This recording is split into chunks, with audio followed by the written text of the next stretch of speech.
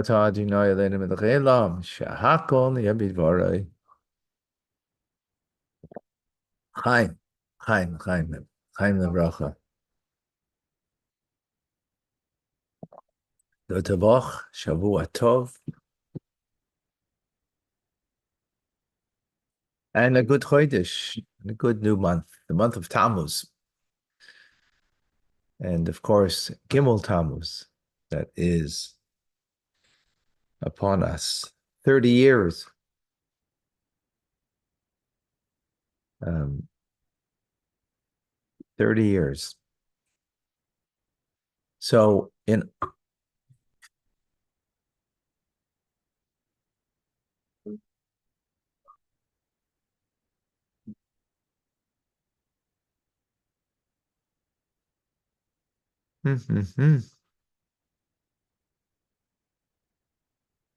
so give me one moment. Oops.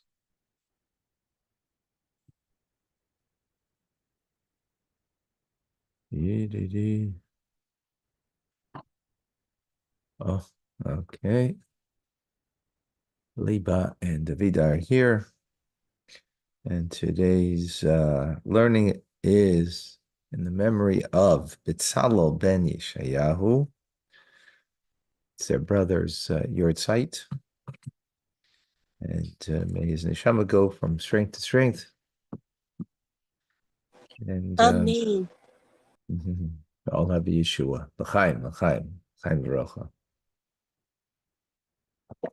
So we're going to learn in preparation of Gimel Tammuz, the Rebbe's last discourse that was given out.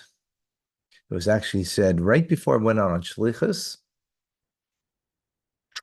In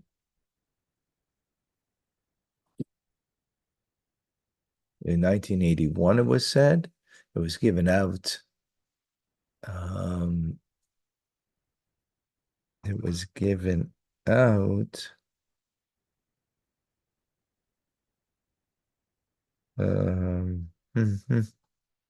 1992. It was just like a week or two before the Rebbe's stroke. Okay. And it's V'ata Titzaveh. Yeah, I think V'ata Titzaveh is Bnei Israel, and you shall command the children of Israel. This is God saying to Moshe that you should command them, and they should take to you Shemin Zayzoch Kotsis Lamor. They should take crushed olive oil, bring it to you, crushed to the luminary, tell me to bring an eternal light. And there are four questions over here. Usually the term in the Torah is tzav is b'nei Israel, command, but not you shall command, right? So that's a difference in language, but it's not just a difference in language, it's also different in content. When you say that you shall command, it sounds like the command is coming from you, Moshe, rather than from God. Well, God is the one who's the commander in chief. He's the one who gives the command. Why is it saying that Moshe's command and that he should command? Also, we need to understand that it says lecha, that they should bring to you the olive oil in order to light the menorah. Well, the menorah is lit by Aaron, not by him, right? It's the Kohen's duty to light the menorah. And so why would the oil be brought to him and not to Aaron?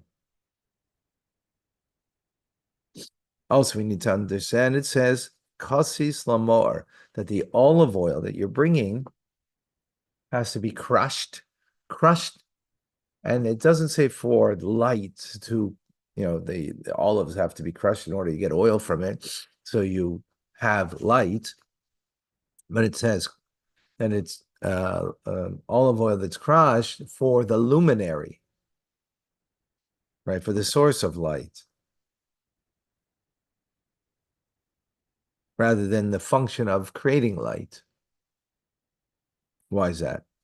And the fourth question is, In the next verse, it says that you are lighting it from the evening till the morning.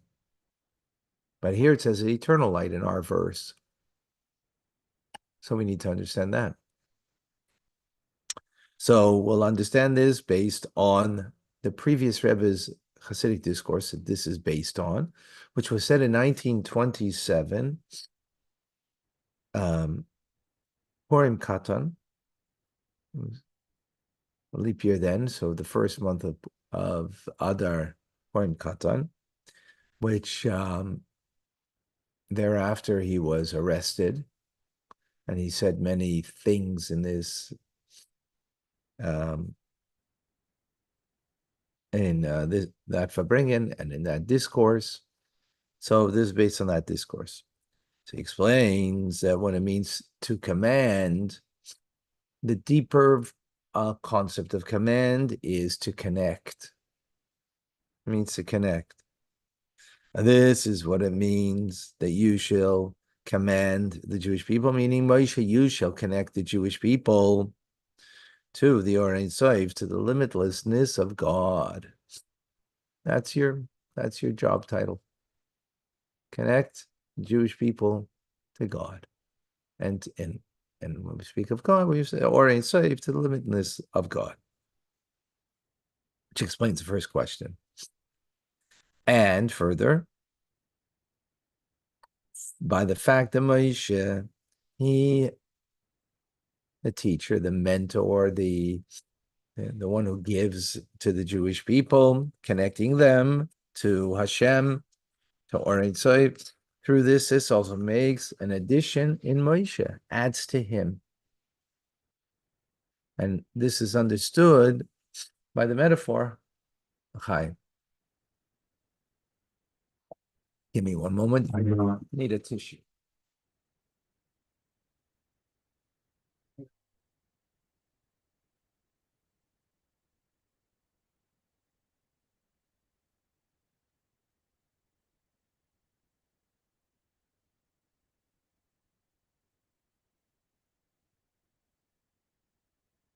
Sorry.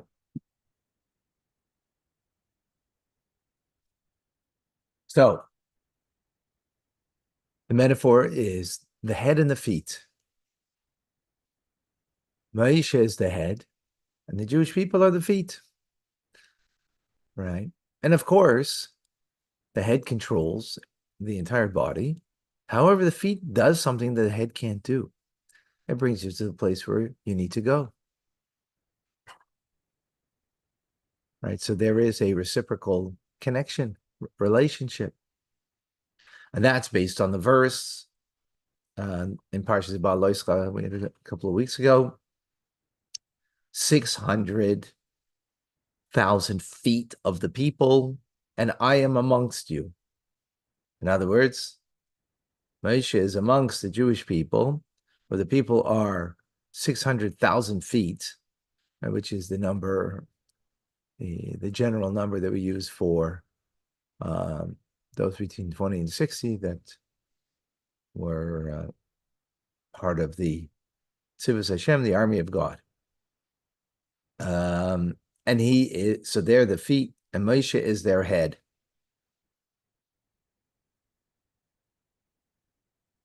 So the Jewish people add something to Moshe because they're the feet that bring Moshe to where he needs to go, where the head needs to go.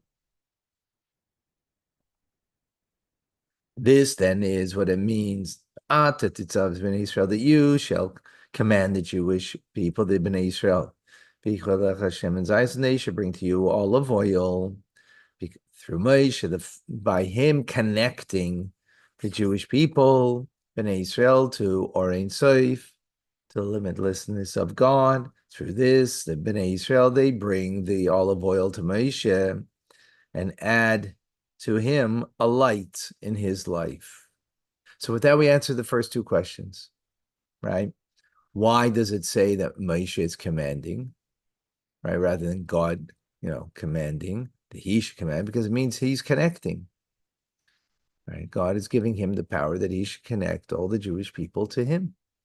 And why are they bringing the olive oil to him, not to Aaron? because it's a reciprocal relationship that's talking about in the verse over here, that he brings it to Moshe. I mean, the light, we bring the light or a light to Moshe by bringing the olive oil to him. Right. And this is the basis of the discourse, the mimer, of the reciprocal relationship between a Rebbe and Chassidim. We're all Chassidim. We're here, we're all Chassidim. Especially this hour in the morning.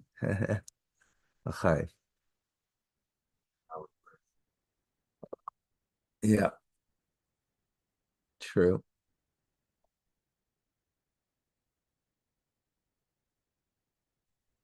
So we're going to explain deeper now. This effect that Moshe, that a Rebbe has to make a connection and connect the Bnei Israel to Or Ein Sof, right? What is that? So he prefaces in the previous Rebbe in his discourse, Moshe Rabbeinu, he's called, Moses, he's called Arai Mehemna, a faithful shepherd. Two explanations. What it means, faithful shepherd? Means that he is the shepherd of the Bnei Israel, the Jewish people, right?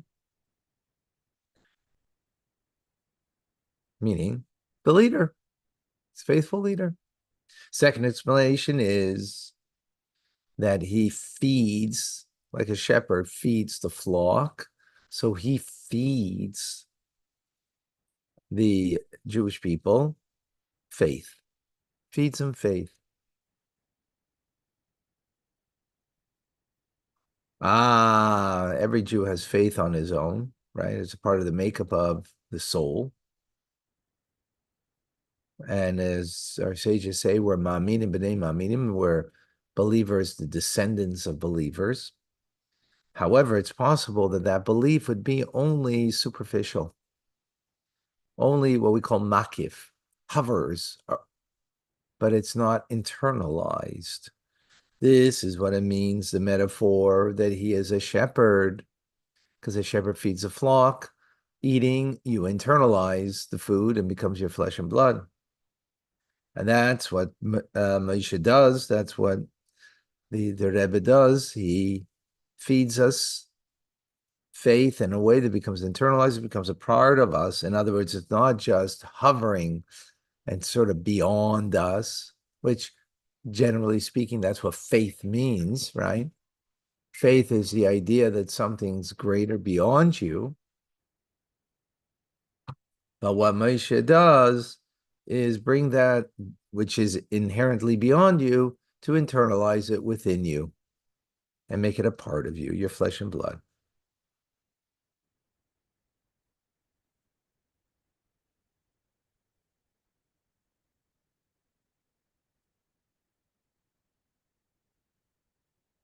And then that's how then Moshe is connecting you with the Or Ein Sof. You're already connected to God. But to internalize that connection, to make it real, to make it authentic, so that's what it means that he is connecting you. He's Ata Titzava, he's connecting to bring the that which is already a part of us, but not internalized within us. He draws it in and makes it real for us. And then his mimer, he continues, previous Rebbe, and he explains that that was not just by Moshe Rabbeinu and by Moses, as the Torah tells us, but this is the extension of Moshe in every generation, the heads of the Jewish people, that they strengthen the emunah, the faith of the Jewish people in their generation, that their faith should not be something external, should not be something beyond them, but is something of them. And we see that like Mordechai, he was the extension, because this was said on Purim, right? This discourse on Purim, not on the day we celebrate Purim in the full fashion, because it was that year was a two months of Adar, so it was the first Adar. And as Mordechai, that he was the extension of Moshe. He was the Moshe of his generation.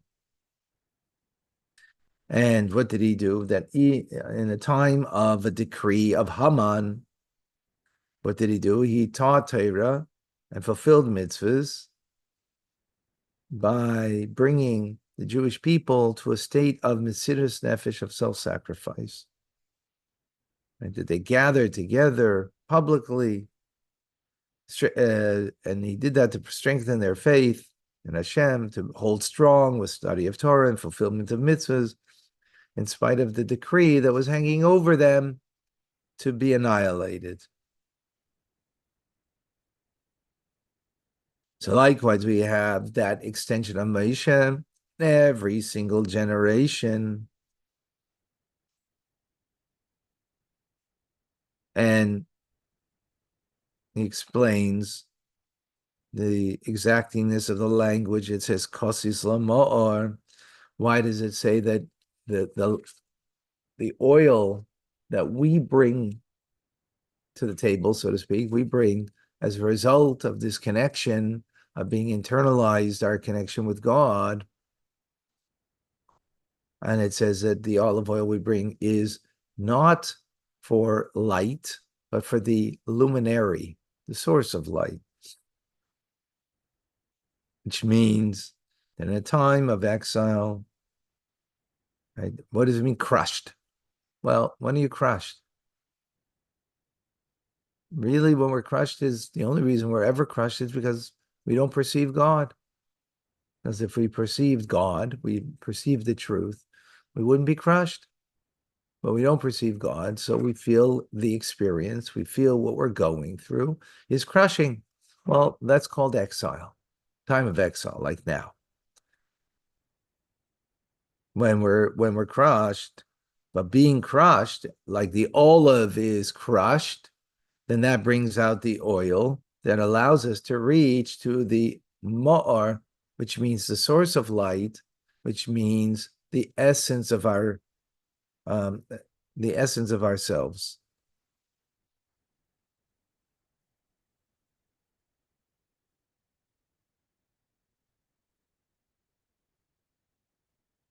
So what we need to understand is what's the connection between being crushed in a time of darkness, that brings out the essence of us, with that which we said before, that there's a extension of Moshe in every generation that feeds us internally, that our faith should be internalized, right?